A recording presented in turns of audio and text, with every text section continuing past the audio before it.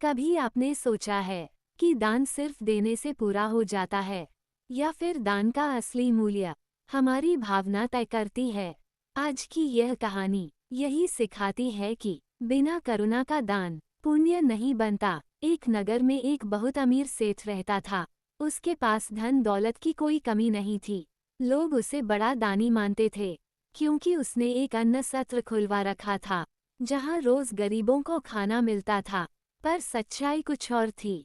सेठ दान इसलिए करता था ताकि लोग उसकी तारीफ करें। जो अनाज उसके गोदामों में खराब हो जाता, वही अन्न सत्र में भेज दिया जाता। गरीब लोग मजबूरी में वही बेस्वाद रोटियां खा लेते थे। कुछ समय बाद सेठ के बेटे की शादी हुई। नई बहू बहुत समझदार और संस्कारी थी।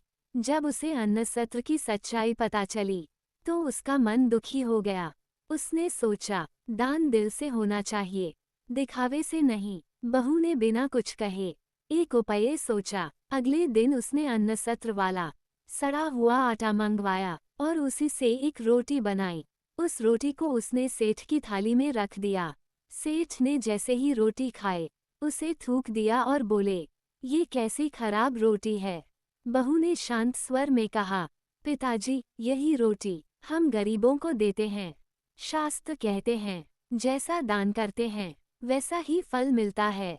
इसलिए मैंने सोचा आपको भी वही स्वाद चखाया जाए। सेठ की आंखें खुल गईं। उन्हें अपनी गलती समझ आ गई। उसी दिन उन्होंने वादा किया कि अब अन्न सत्र में ताज़ा, शुद्ध और प्रेम से बना भोजन ही मिलेगा।